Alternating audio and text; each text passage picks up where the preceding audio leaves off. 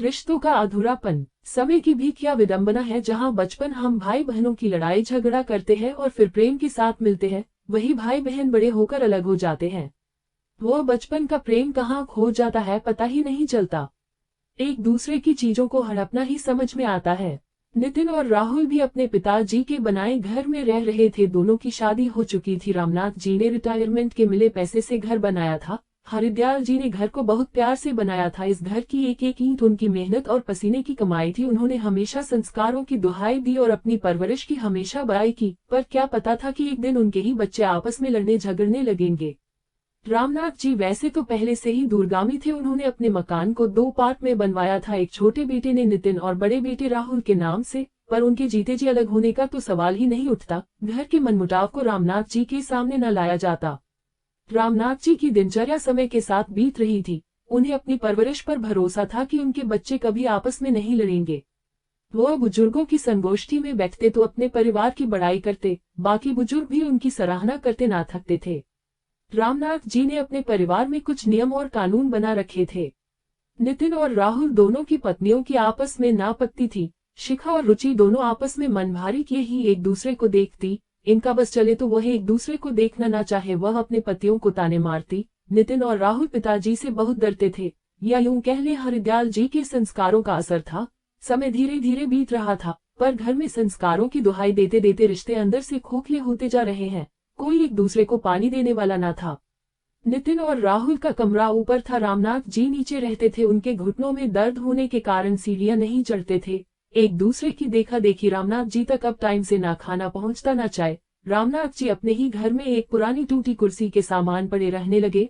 Service के समय जो उनकी घर में शाख थी वह अब खत्म हो चुकी थी। रामनाथ जी अब बीमार रहने लगे। कहीं ना कहीं वह चिंता से ग्रसित थे। जो उनको खाई जा रही थी, जिन संस्कारों की वह दुहाई देते थे, वह शायद अब ख्यालों में थी। रामनाथ जी बहुत दुखी रहने लगे। रामनाथ जी ने अब घर से निकलना बंद कर दिया था। एक दिन अचानक उनकी मृत्यु हो जाती है हार्ट अटैक से। अब काम क्रिया के लिए भी दोनों भाइयों में खींचातानी शुरू हो जाती है। समय की विडंबना देखिए, जिसका सब था उसके अंतिम क्रिया में भी भाइयों ने अपना लड़ना न छोड़ा। किसी तरह पंडितों को खिलाकर क्रिया का काम संपन्न किया। जिस पिता ने इतनी दुआएं दी अपने बच्चों को और संस्कारों की कितनी बड़ाई की, उसका ये अंत। अब नितिन और राहुल को रोकने वाला कोई ना था। नितिन और राहुल की आपस में तो रोज ही लड़ाई होती। उनके काम पर जाने के बाद शिखा और रुचि भी आपस में लड़ जाती। यह सिलसिला अब आए दिन का हो गया। अब बंटवारे की बात चलने लगी। ये बात रिश्तेदारों तक पहुंची। रामनाथ जी की बड़ी बेटी सुधा और उसके पति दिनेश नितिन और राहुल से मिलने के लिए आते हैं और समझाते हैं कि लोग क्या कहेंगे। पिताजी ने तो हमेशा अपने संस्कारों को सर्वोपरि रखा। तुम लोगों ने उनके मरने के बाद उनकी इज्जत को धो डाला। पर नितिन और राहुल किसी भी बात पर तैयार नहीं थे। सुधा और दिनेश बात करके चले जाते हैं। जाते जाते बोलते हैं, थोड़ा सोचो तुम दोनों। जब राहुल और नितिन ने पिताजी का मान ना रखा तो वह बहन का क्या रखते। फिर एक दिन राहुल और नितिन ने सुधा दी और दिनेश जीजा जी को बुलाकर बंटवारे की बात रखी। सब लोग आंगन में इकट्ठा हो चुके थे। सब एक दूसरे पर आरोप लगा रहे थे।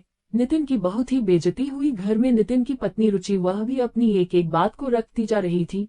जो जलता है वही तड़पता है। नितिन और रुचि के साथ नाइंसाफी बहुत दिनों से चल रही थी।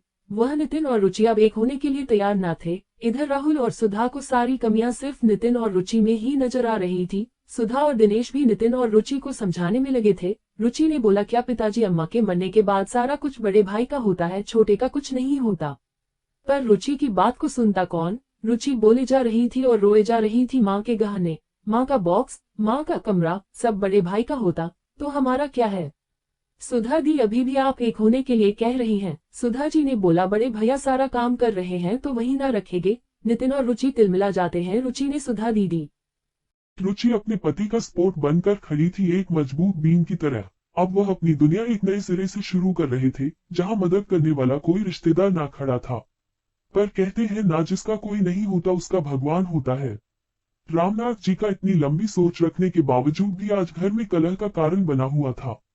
अगर दोनों भाई के नाम से मकान और प्रॉपर्टी थी तो वह अपना हिस्सा लेकर अलग अलग क्यों नहीं होकर चैन की सांस लेते, जबकि दोनों के मकान का एरिया भी समान था। कहते हैं ना, विनाशकाले विपरीत बुद्धि। इस कहावत को समय चरितार्थ कर रहा था। क्या घर में रहने वालों से घर बनता है या घर में रह जाने से घर बनता है। जब आपस प्रेम खत्म हो जाए तो अलग हो जाना ही समझदारी है। रस्सी को इतना ना खींचिए कि वह तार तार होकर टूट जाए, फिर जोड़े से भी ना जुड़े अगर रिश्तों में खिंचाव हो रहा है उसे काट दीजिए कि काटने के बाद जुड़ने लायक हो। जिन संस्कारों और प्यार की दुहाई देते हुए रामनाथ जी मर गए, क्या इस लड़ाई झगड़े से वह जिंदा है? किसी भी रिश्ते में अगर प्रेम और मानवता ना हो तो अलगाव जरूरी है।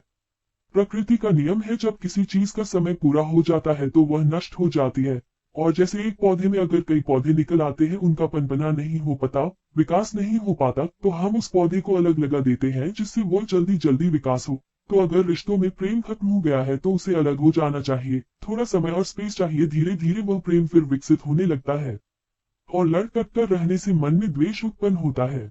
समय के साथ ही अच्छी सोच रखते हुए अपने आप को अलग कर लेना चाहिए, जिससे प्रेम भाव आपस में बना रहे।